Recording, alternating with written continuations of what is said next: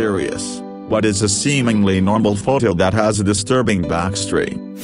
Attention, serious. Tag notice, jokes, puns, and off-topic comments are not permitted in any comment, parent or child. Parent comments that aren't from the target group will be removed, along with their child replies. Report comments that violate these rules, posts that have few relevant answers within the first hour, and posts that are not appropriate for the serious tag will be removed. Consider doing an AMA request instead. Thanks for your cooperation and enjoy the discussion. I am a bot, and this action was performed automatically. Please contact the moderators of this subreddit if you have any questions or concerns.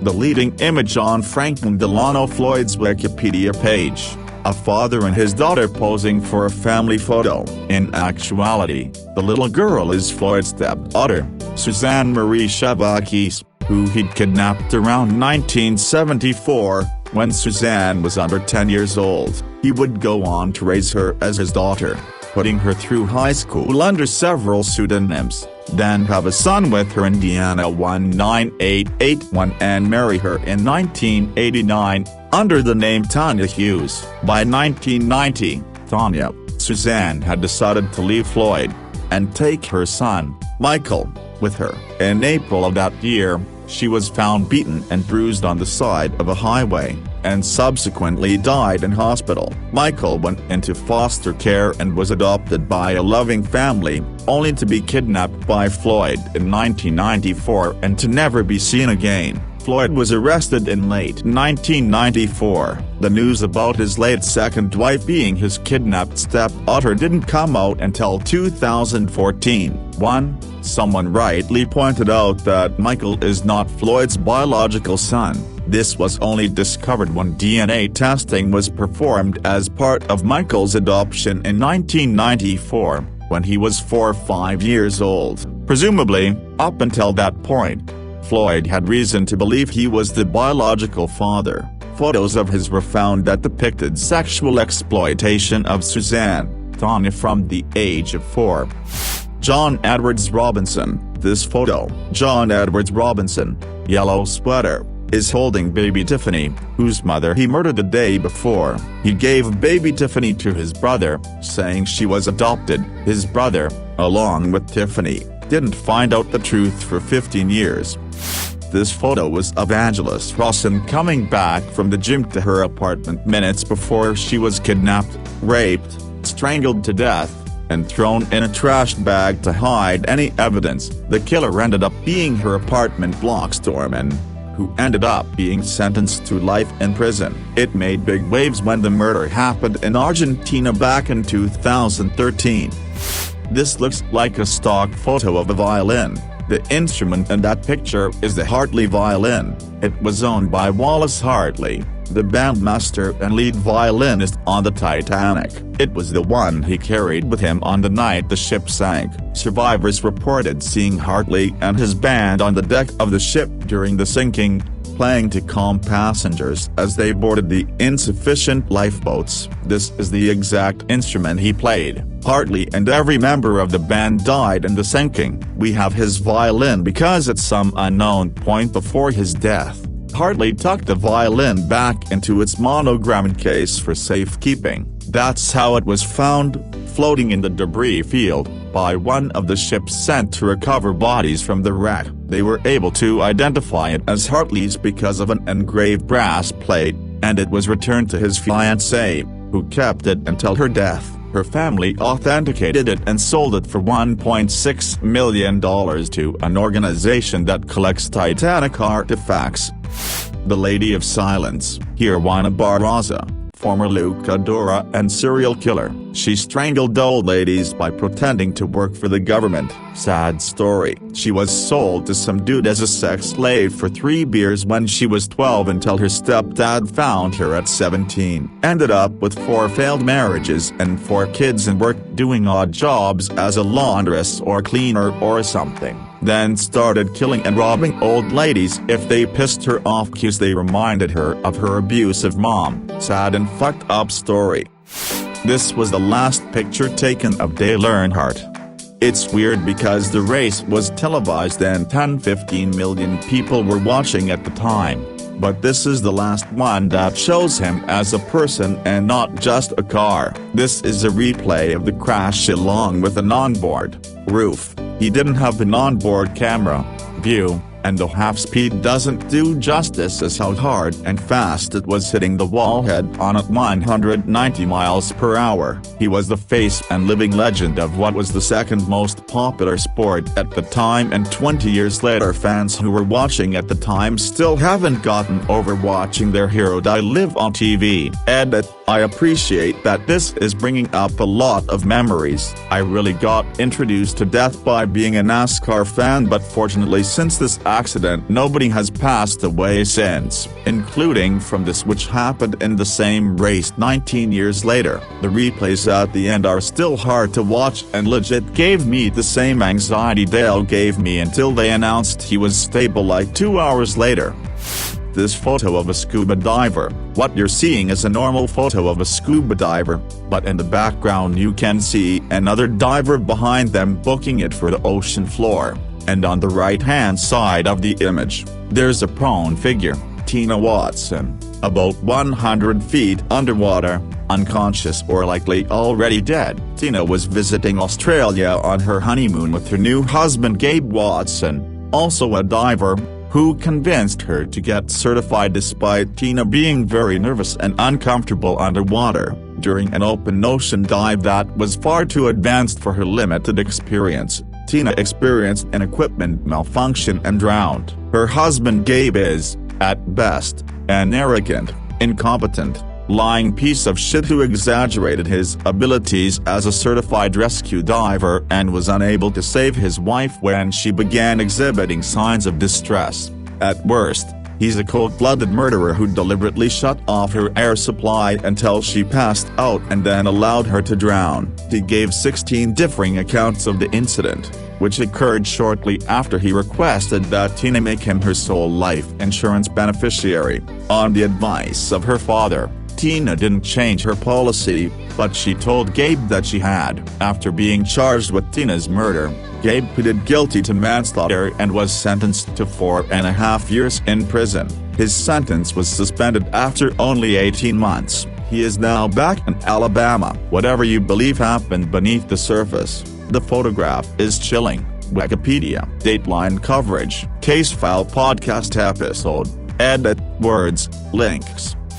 This photo always gets to me somehow. Just a couple of astronauts posing in zero gravity, happy to have such an incredible opportunity, like astronauts often do. Meanwhile they have no idea that their space shuttle is irreparably damaged, and in fact will be dead in a few days during re-entry, which was considered safe until then. It's the crew for Columbia, for those who don't know, whose tiles were damaged during the launch of the shuttle into space by foam. No one knew how bad the damage was until it disintegrated. Edit. Some are disagreeing with my final sentence because there were some engineers concerned about the foam during launch who thought additional photographs should be taken to confirm any damage or lack thereof, which were not in fact taken. I'm still standing by my statement because while this was definitely a flaw that NASA management downplayed any potential risks, there's no evidence that anyone knew the thing was gonna burn up on re-entry or that this was a potential motor failure,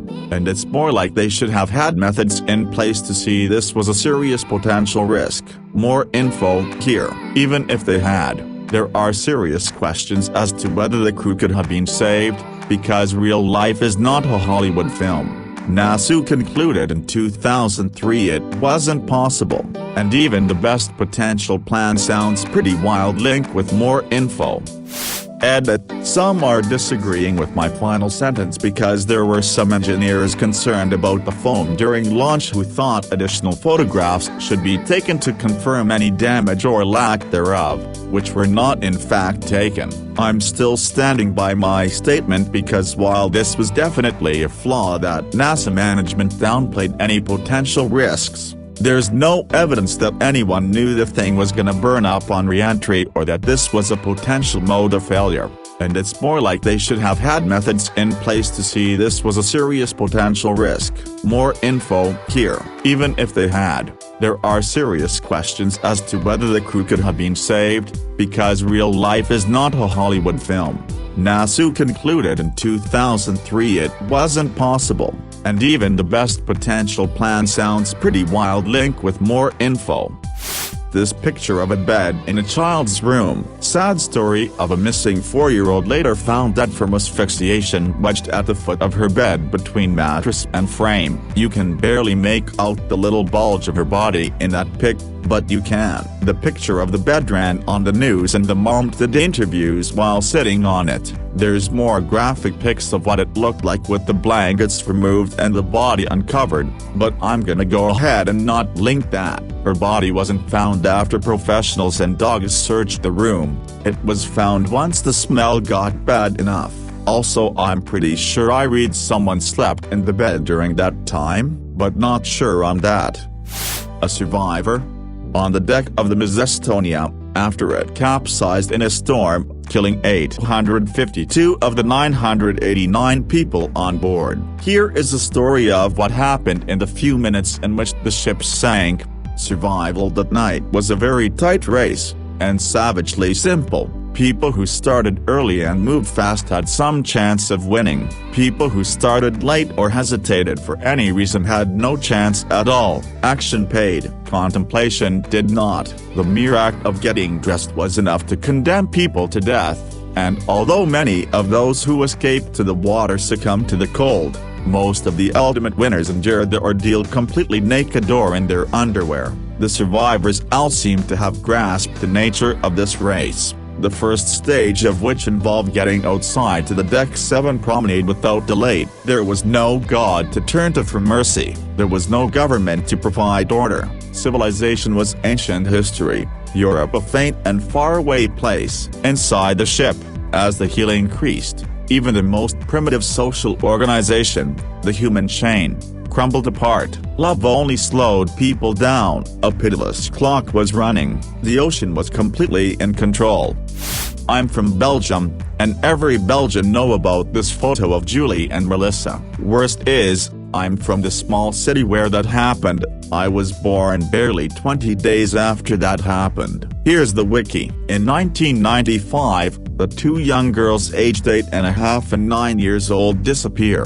Their bodies are found 1 year later, buried 4 meters deep. They were abducted and kept in Mark Dutroux' basement. He fed them himself and raped them. Mark Dutroux got arrested for stealing a truck, which got him 4 months of prison. During that time he tasked his wife and an accomplice, Bernard Weinstein, which Mark murdered later, with feeding the girls, which she did not dare to do. She only fed her dogs and left the girls to starve. When Mark Dutroux got out of prison, the girls were sat on raw planks by the floor.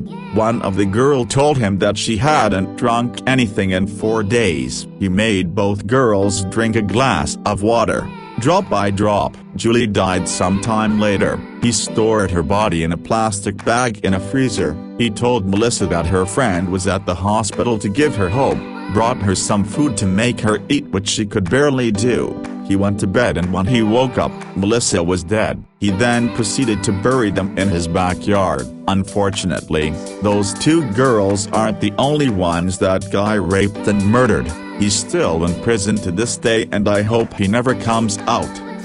This photo of Howard Ashman and Alan Menken, who wrote the lyrics and music respectively for The Little Mermaid, Beauty and the Beast and Aladdin. In this photo they had just won Oscars for The Little Mermaid. That night Ashman told Menken they needed to have a serious talk when they got back to New York, and when they got back a couple days later, Ashman told Menken he had AIDS and was going to die. They had been songwriting partners for over a decade and were in the middle of working on Beauty and the Beast, so it looks like a happy photo of 2 men achieving their wildest dream.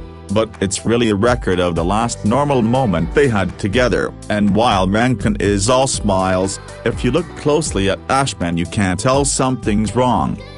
These photos of Auschwitz staff enjoying pleasant days off always stick with me. They looked like camp counselors, but their job is killing people in horrible ways and they enjoyed it. Most probably took lives not shortly before or after the photos were taken. Edit: looks like the Reddit hug of death is slowing the site, so if you want to be angry, take a look here for the ones that stick out to me the most. All are sickeningly SFW.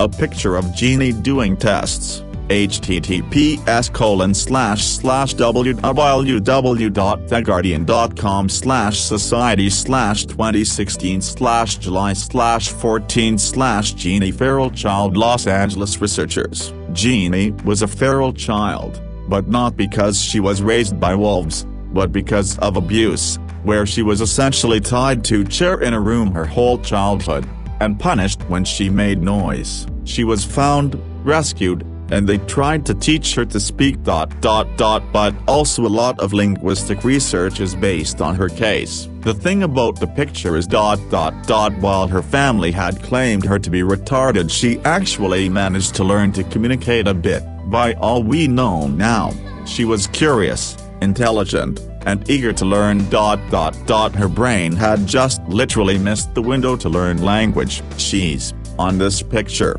desperately trying to learn to communicate, but she never gained full language. Also, she sort of ended up cast aside by the researchers who used her as a guinea pig. If alive, she's in a assisted living facility somewhere. Edit: several people commented on the cast aside and used as a guinea pig part, while some researchers, such as Curtis, seemed to genuinely have cared for Jeannie. There definitely are signs that not all of them had equally noble motives. I did research this a while back, and different articles focus on different people. This article, https://www.verywellmind.com/Jeannie the story of the wild child 2,795,241 paints a somewhat different picture than the Guardian one. Psychiatrist Jay Shirley helped assess Jeannie after she was first discovered, and he noted that since situations like hers were so rare, she quickly became the center of a battle between the researchers involved in her case. Arguments over the research and the course of her treatment soon erupted. Jeannie occasionally spent the night at the home of Jean Butler, one of her teachers. After an outbreak of measles, Jeannie was quarantined at her teacher's home. Butler soon became protective and began restricting access to Jeannie. Other members of the team felt that Butler's goal was to become famous from the case, at one point claiming that Butler had called herself the next Anne Sullivan, the teacher famous for helping Helen Keller learn to communicate. Eventually, Jeannie was removed from Butler's care and went to live in the home of psychologist David Reigler, where she remained for the next 4 years. Despite some difficulties, she appeared to do well in the Reigler household. She enjoyed listening to classical music on the piano and loved to draw, often finding it easier to communicate through drawing than through other methods. NIME withdrew funding in 1974, due to the lack of scientific findings. Linguist Susan Curtis had found that while Jeannie could use words, she could not produce grammar. She could not arrange these words in a meaningful way, supporting the idea of a critical period in language development. Reigler's research was disorganized and largely anecdotal. Without funds to continue the research and care for Jeannie, she was moved from the Reigler's care. At the very least, not all of their motives were so pure, and this kid was failed on several levels. Not really a picture, but this meme. I went to high school with this guy. About 2 months prior, 2 women, 18 and 36 years old, went missing after a St. Patrick's Day party. This guy had been sharing posts to help find them. A week or so after he shared this meme, he was arrested, along with a few others, for kidnapping and murdering the women. They were in his custody and still alive at the time he made this post, according to official police timelines. Edit: redundancy. Edit: to clarify, the woman went missing in March and this dude, plus a couple friends, held them captive in a trailer for 2 months, while police were searching. After 2 months of being detained, the women were killed. This meme looks to be posted either the day of or days before he killed them. This photo sent chills down my spine. Woman and her dog on a walk in the countryside. The woman is Myra Handley. The man who took the photo was Ian Brady. Tortured and murdered 6 children in the 60s. Everyone in Britain knows who they are. Woman and her dog. Edit. Forgot to add. In the pic she is crouching over the grave of their 12-year-old victim John Kilbride.